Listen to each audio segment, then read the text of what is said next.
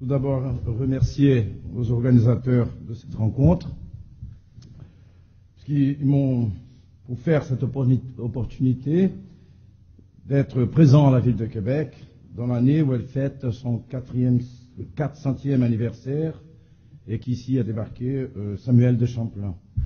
Tout particulièrement, je voulais aussi remercier M. Kadiatoula Fall et mon ami Daniel Forger. Et j'aimerais remercier aussi aux organisateurs du colloque de m'avoir donné l'opportunité de dire un bonjour tout à fait spécial à un vieil ami que je n'avais pas vu depuis plus de 30 ans, Georges Vigneault, qui est ici présent, et je remercie beaucoup aux organisateurs de ce colloque. Et donc, je peux vous assurer que j'éprouve en ce moment une énorme satisfaction d'être là aujourd'hui pour vous parler de la francophonie chez les non-francophones et tout particulièrement de la francophonie au Brésil. Et par là même vous proposer quelques éléments pour un débat à propos des nouvelles perspectives de ce qui demeure encore aujourd'hui au Brésil un remarquable vecteur de propagation de culture, de paix, de justice et d'universalisme, contrairement à l'anglophonie qui a l'image renvoyant à une réussite individuelle, la compétitivité et la technocratie. J'insiste sur le fait que nous sommes au Brésil, en dehors de l'espace de la francophonie, et l'image qu'on en a pu construire ne coïncide pas avec la francophonie ressentie dans l'espace francophone d'une manière générale et en particulier dans les pays africains. Ce que je vous propose ici, ce sont des pistes à reprendre, des parcours à refaire, bref, de reprendre un petit peu la francophonie là où elle se manifeste de manière plus vivante, c'est-à-dire à travers le secteur culturellement significatif dans la vie sociale brésilienne. Je pense en effet que les valeurs propagées par la francophonie méritent encore aujourd'hui, peut-être plus que jamais, d'être fortifiées et consolidées dans le monde contemporain, là où il se manifeste et garde toute sa force. L'histoire de ce qu'on peut très bien appeler le Brésil français est bien moins connue, naturellement, que celle du Canada français. Or, cette histoire mérite d'être étudiée par les chercheurs de la francophonie à cause de son caractère déterminant pour la suite des relations entre les deux peuples. En effet, il semble que ce serait à partir de l'échec de deux tentatives françaises de colonisation qu'est né le crédit si particulier dont jouissent la culture francophone, ses penseurs, ses artistes, ses valeurs culturelles encore présentes aujourd'hui dans le pays. De plus, il faut le rappeler que ces échecs de colonisation française du XVIe siècle ont probablement permis d'éviter les déchirements d'une décolonisation fatalement traumatisante. Là, je vous montre juste une petite comparaison, le Québec en 1760 et le Rio de Janeiro en 1760 également. J'ai trouvé que c'était marrant de voir un petit peu comment c'était. Voilà. Le Brésil, dans son ensemble, ça c'est Rio de Janeiro, hein. C'est la ville. Ah bah oui, elle est là. Le Brésil, dans son ensemble, et tout particulièrement la ville de Rio de Janeiro ou la ville de São Luís, capitale de l'État de Maranhão au nord du pays, a, à mon avis, incorporé les valeurs de la francophonie sans devenir francophone, comme on le sait.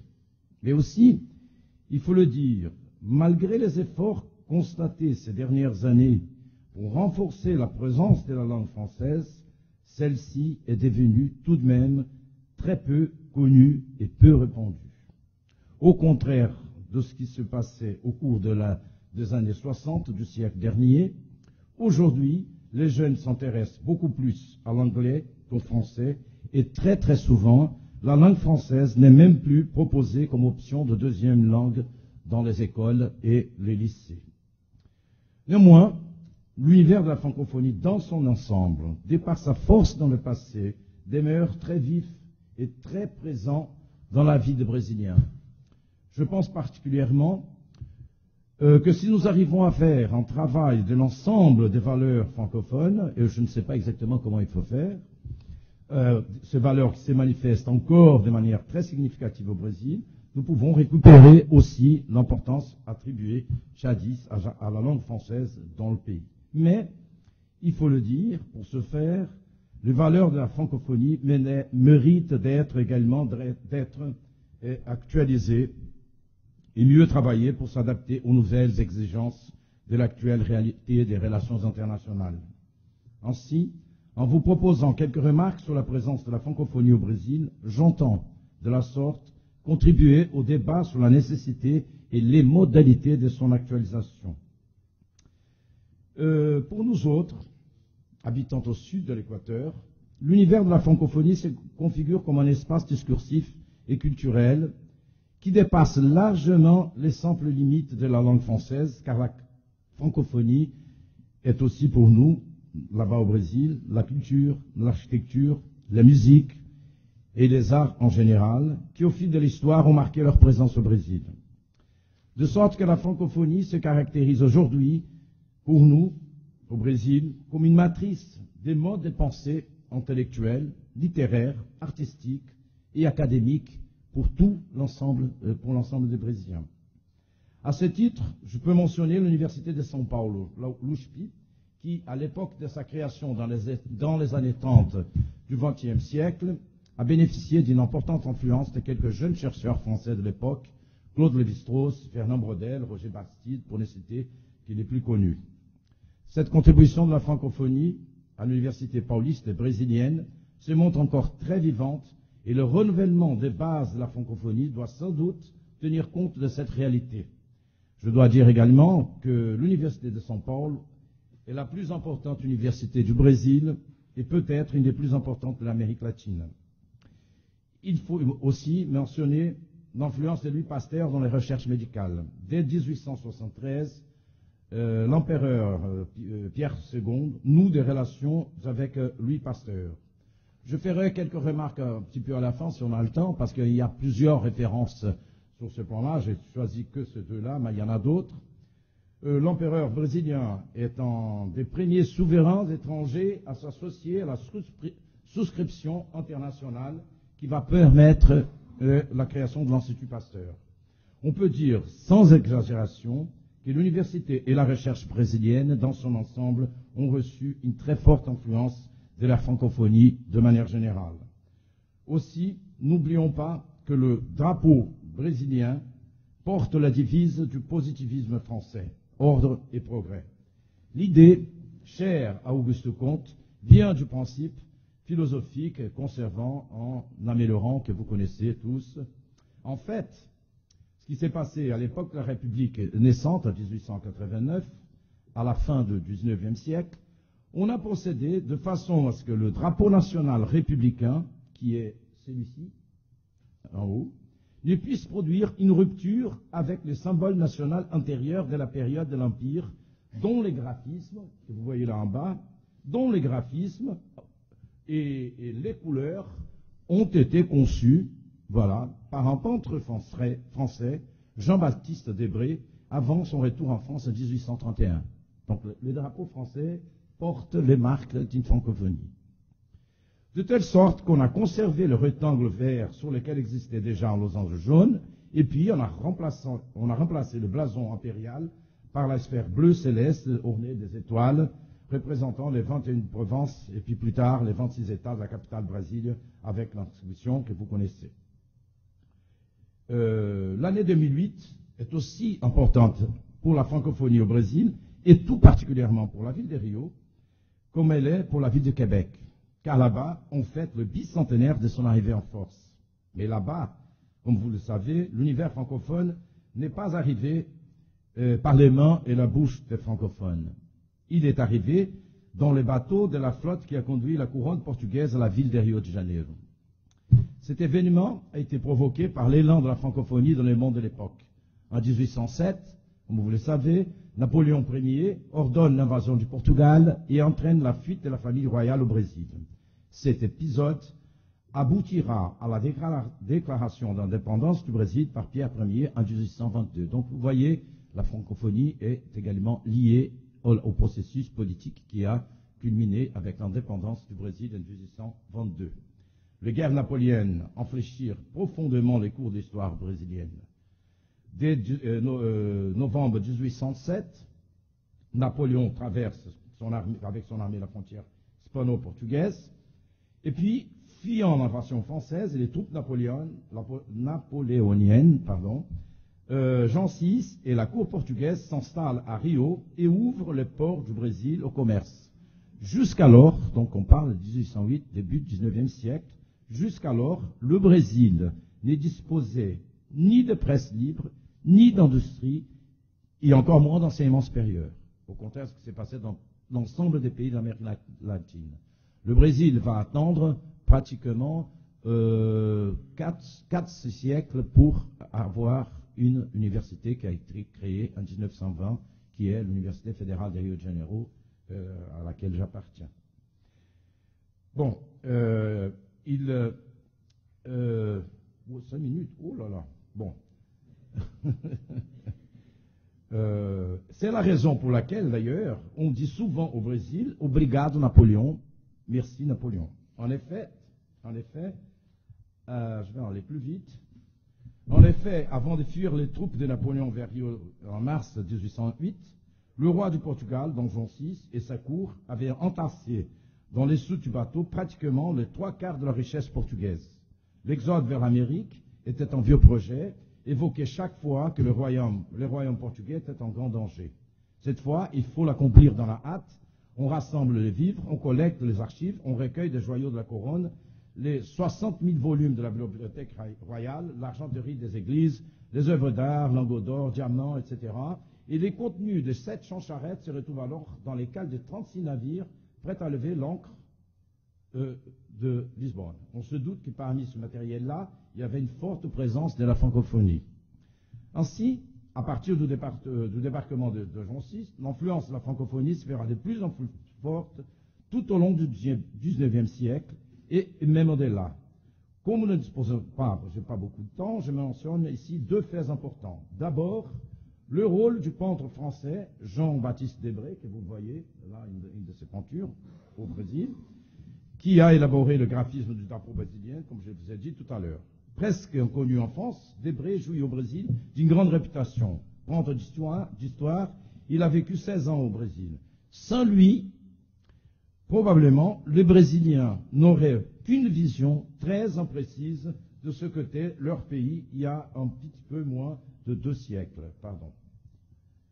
Bonapartiste désenchanté, je dirais, Debré débarque à Rio en 1816, juste après l'arrivée à l'exil de la famille royale portugaise, avec quelques compatriotes qui composent la première et la plus importante mission artistique française au Brésil. De formation encyclopédique, il commence à dessiner tout ce qu'il juge digne d'être reproduit, plantes, légumes, animaux, et surtout les hommes. Les Indiens, Noirs, Portugais, les courtisans et les peuples. Dans le théâtre des rues de Rio, Debré fait vivre avec un réalisme intense les 1000 acteurs d'une chronique visuelle qui sera le seul à représenter fidèlement. Bon, et il y a un 2e tome de son voyage qui est entièrement consacré aux Noirs et un témoignage unique sur la vie des esclaves au Brésil. Debré est très important pour la culture francophone au Brésil à cause de son intérêt pour ce thème et aussi parce que ses convictions lui valurent d'être fustigé à l'époque par les historiens de la cour, irrités de les voir représenter une réalité dérangeante. D'autant que Debré ne se contente pas d'écrire, de peindre, il écrit. Ses annotations ne laissent aucun doute sur la réalité sociale ambiante. Comme il disait à l'époque, tout pèse donc au Brésil sur l'esclavage nègre, dira-t-il à la fin de son séjour. Sans doute les tableaux de Debré, vous les voyez encore un autre là, ainsi que ces récits représentent un regard très important de la francophonie sur la société brésilienne de l'époque. L'autre fait durable, je dirais définitif, renvoie aux transformations réalisées par le maire Francisco Pereira Passos dans la ville de Rio de Janeiro au début du XXe siècle. Passos avait suivi des études à Paris pour devenir ingénieur civil et pendant son séjour dans la capitale française, il a pu observer les réformes entreprises par Haussmann. Devenu maire de Rio, il décide de transformer complètement la ville au nom de la modernité.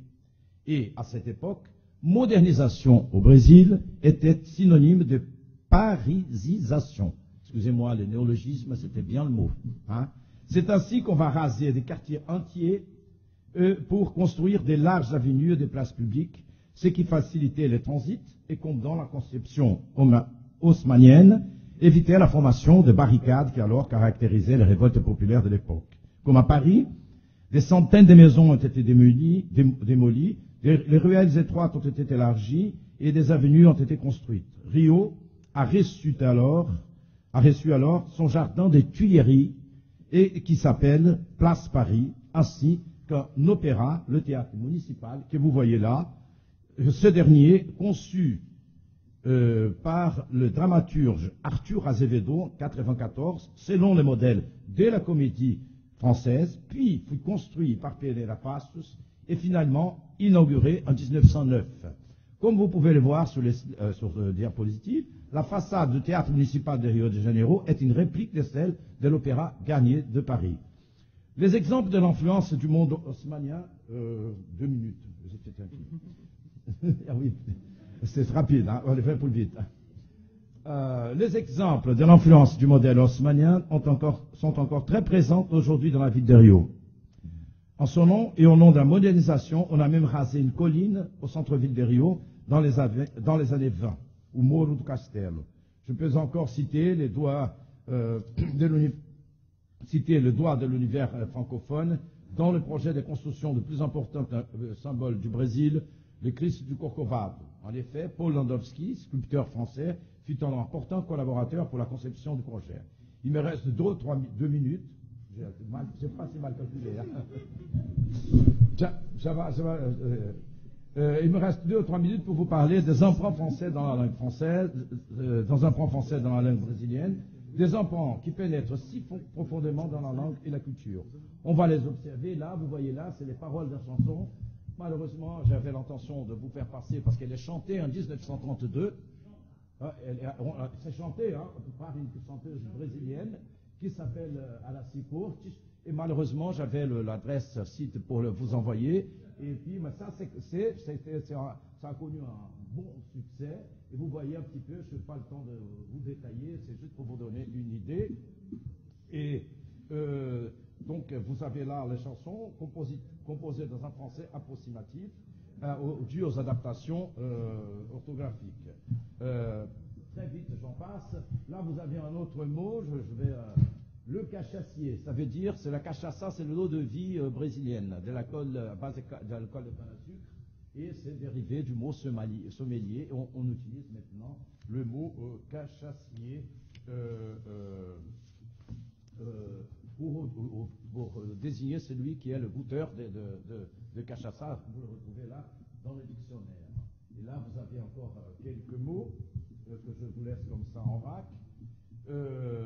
En fait, l'influence de la langue française dans le portugais du Brésil a été très intense, particulièrement entre 1850 et 1930.